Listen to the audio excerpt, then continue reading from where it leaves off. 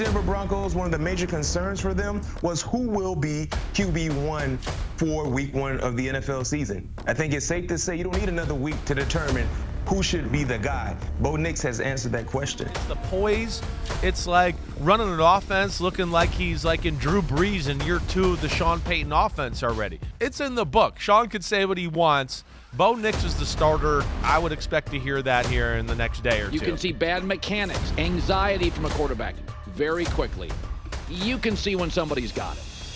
Bo Nix has it. From making one of the worst trades in NFL history to now drafting a quarterback that will save Sean Payton's career, the Denver Broncos have found their guy of the future. And after this week in the preseason, I really think that we got a good glimpse of how good Bo Nix fits into Sean Payton's offensive scheme and is going to save his coaching career. Bo Nix in both of his preseason starts has looked extremely calm and so confident during them both. And I don't want to put my expectations too high, but Bo Nix may be able to seriously challenge Caleb and Drake Maye for the best quarterback from this draft class if things can go his way. This is a kid that has all the talent needed to be successful and is in the perfect situation for him to succeed. And in today's video, I'm going to uncover why Bo Nix may challenge as being one of the best quarterbacks from this draft class, as well as why he might be in the best coaching situation in the NFL to not only be a successful rookie, but a serious threat to NFL teams this season. This is why Bo Nix is him.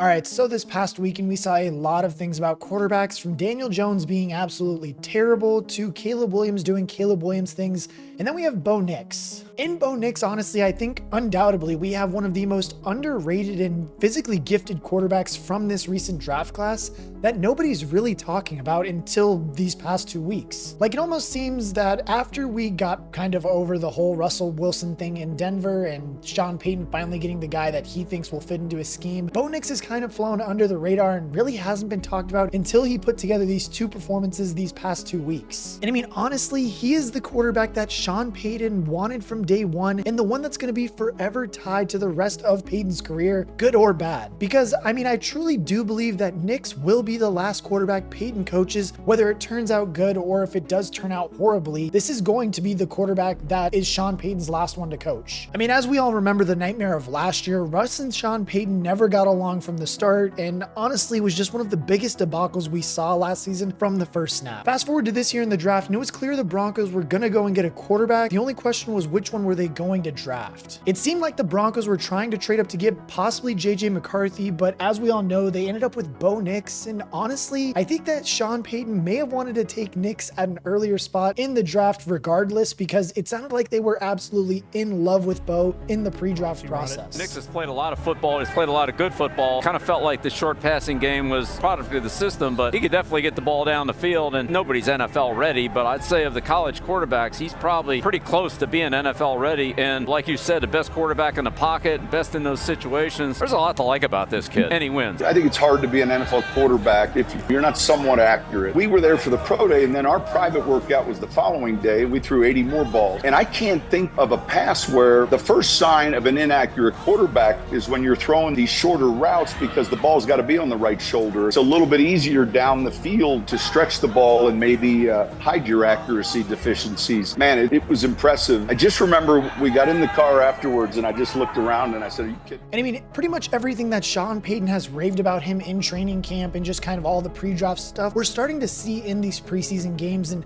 I'm going to kind of go through some of the things that we're noticing take place in these preseason games that might make him one of the best quarterbacks from this rookie class. I saw this tweet, and honestly, it's so impressive that, I mean, again, it's only the preseason, but I mean, through every single drive that Bo Nix has led, he has led a scoring drive on 6 of his 7 preseason drives for a total of 30 points. And I mean, he even showed the ability to overcome a 1st and 20 on his 2nd drive of the first preseason game. And he's looked so composed and just so good in this Broncos offense. I mean, in the Colts game, he played a significant amount for trying to figure out who the quarterback's going to be, but I think we all know now who it is going to be. But he still did go 15 for 21 for 125 yards and a touchdown. But in this game, he was just making incredible throws from all arm angles, on the move, and just his athleticism was really he was looking good. Like, I mean, we all want to rave and talk about how good Caleb is. And I mean, the kid is. I mean, Caleb is stellar, but also Bo Nix is doing very similar things to what Caleb has been doing also in the preseason. And then, I mean, we go to yesterday's game where against the Packers, he went 8 for 9 for 90 yards and had a passer rating of 140.7 and a touchdown as well. And I mean, honestly, there was another play that looked fantastic.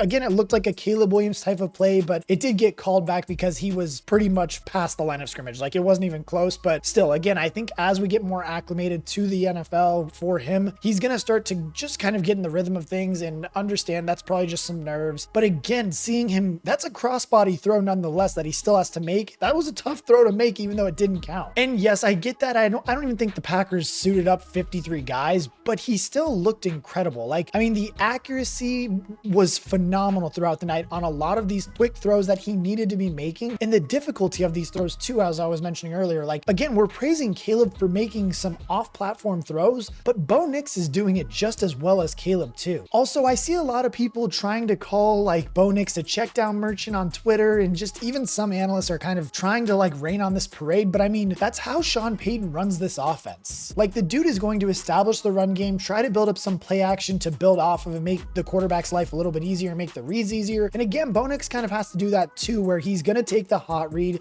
He needs to know where his check down is, and he needs to take those small little plays to open up plays further down the field later in the game. Like, I mean, this dude's progressions were solid. He knows how to get to the open receiver, and more importantly, he's the perfect fit for this offense and is conducting it perfectly. The exact way that Sean Payton imagined he was going to do it, he's seeing it firsthand. And I think Gerald McCoy on NFL Game Day said it perfectly. I'm going to show this clip right now about what he says about Sean Payton's offense and how it helps just Bo Nix get into a rhythm and really make him just find a way throughout the game. Sean Payton does not deviate from his first 15, because what it does is it puts the defense in a bind. You get winded, you get flustered mentally, especially as a defensive lineman, because it's moving so fast. You're not getting to the quarterback, so it's like, oh, the rush is not getting home. So you give him some early completions, give him some runs, get him some play actions, and then let him get moving with his feet. Now the defense has a lot to worry about. I feel like Sean is excellent at getting a quarterback into a rhythm. I felt like in both games, Bo Nix has been in a rhythm. So that's short passes, all right? It's play action passes off the running game. A lot of completions off play action right now. And this is where the ball, if it's either going to go here or it's going to go here. Like, it's almost predetermined. And not that he's not reading the defense, he is. But I just think these are easy completions. And he's making it look easy. I'm sure that there's a lot of prep and a lot of work that goes into it. But, you know, the receivers are open. Like, he's not having to thread needles right now. And you talk about balance. First 15 plays, 8 rushes, 7 passes. That's by design, too. I'm telling you, that's what Sean Payton does. And now, while we are on the topic of how this offense is very similar to what he was doing with the Saints, too, it also, the comps that we see with people trying to compare him to Drew Brees, and even if you got the thumbnail test that I do where it says next Brees, obviously, I don't think that's a great comp for him. I'm just going to put it out there because that's what everybody says. But I don't really think that Bo Nix has a comp to Drew Brees. Like, that's not a great comp. Drew Brees was 5'11" and just one of the smartest quarterbacks to play the game with just great arm talent. And Bo Nix has that arm talent if you want to maybe go that way with it. But honestly, I think that Bo Nix comps better to like a Josh Allen of sort, with the athleticism, the ability to move the pocket, do stuff with his legs, as well as having just the fantastic arm talent. And again, Josh Allen was really raw coming into Buffalo. Bo Nix isn't extremely raw, but he still is pretty raw. And I mean, even in some of the throws he was making, his footwork looked phenomenal. So I mean, like, he may even be a little bit ahead of like Josh Allen was when he was a rookie. But just again, I think that's a little bit better of a comp than trying to say Bo Nix is the next Drew Brees. He's not. He's probably more of like a Josh Allen type. And not only do I see that comp for him as well, but I think everyone forgets too that it was reported that Sean Payton, he was the only guy that really loved Mahomes coming into that draft class in 2017. And as we all know, and it hurts my heart saying it because I am a Saints fan and we could have Patrick Mahomes right now, but the Chiefs jumped ahead of them to go and get him, and we all see how that has turned out. And I think Sean Payton was really kicking himself for not trying to get ahead earlier to get Patrick Mahomes, and he wasn't risking that by not taking Bo Nix. Like, they were never going to trade back. They wanted Bo Nix. They weren't going to take a chance. They wanted him and they got him. And that's the quarterback that they fell in love with, and they really wanted to get him. So they stayed put and they took took their guy. And now look, I mean, Bo Nix, he's got some weapons around him. I mean, it's nothing crazy. It's not like a Tyreek Hill or anything, but he's got some solid weapons in Sutton and Tim Patrick, who even got a touchdown yesterday. And I get that even though reports really haven't been great on Troy Franklin in training camp right now, maybe he can develop, because I mean, those two were absolutely deadly in college at Oregon. I think they had for like over 1,000 yards in passing yards.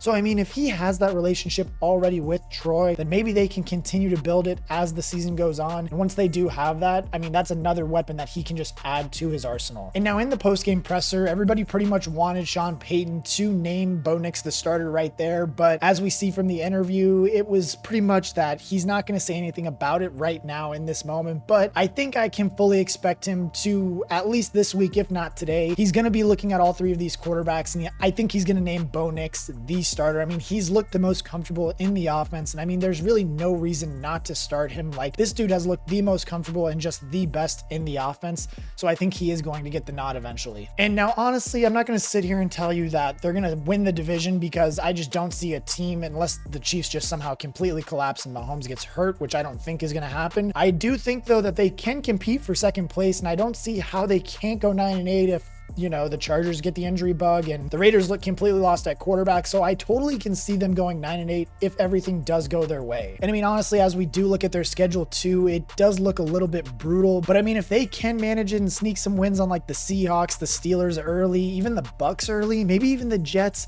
I mean, those first 6 games, even all the way up until they play Baltimore on November 3rd, they honestly could be sitting at like 5-3, you know? I mean, they could have a pretty good record by then. The only teams in those first couple weeks that I do see challenging them are like maybe the Jets and the Chargers. But again, I mean, all those other teams like the Panthers, Saints, Raiders, Steelers, like those all have big question marks. Like those should be easily winnable games for the Denver Broncos. And I think it's going to be a team that we really should be watching out for this year.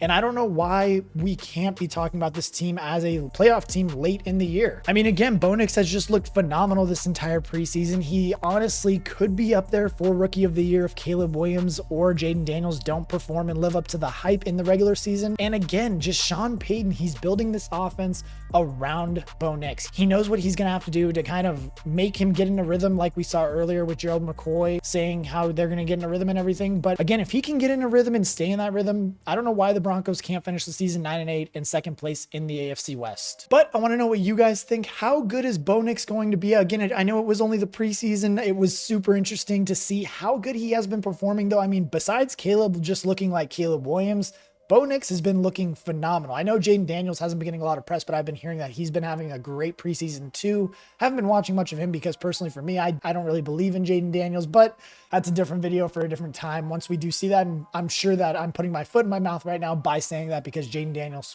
could be the best quarterback in this class. But again, I really do love Bo Nix. I love what Sean Payton is doing with this offense. He's really getting Bo Nix into that rhythm. That's a word we've been saying a lot in this video, is just how he's getting in that rhythm of the offense. He's really trying to do short passes, runs. You know, we saw earlier an 8-7 15-play drive on that first drive really is going to build momentum for your quarterback and really just build a lot of confidence in them too. So I really do believe in Denver Broncos. I really do believe in Bo Nix. I think that he could be a stud if everything does fall the right way. He looks phenomenal. But as always, let me know in the comment section below what you guys think. If you guys did enjoy the video, make sure that you guys like, comment, and subscribe. As always, share it with a person that is a Bo Nix fan, that is a Broncos fan, that's just an NFL fan. You know, we're all here.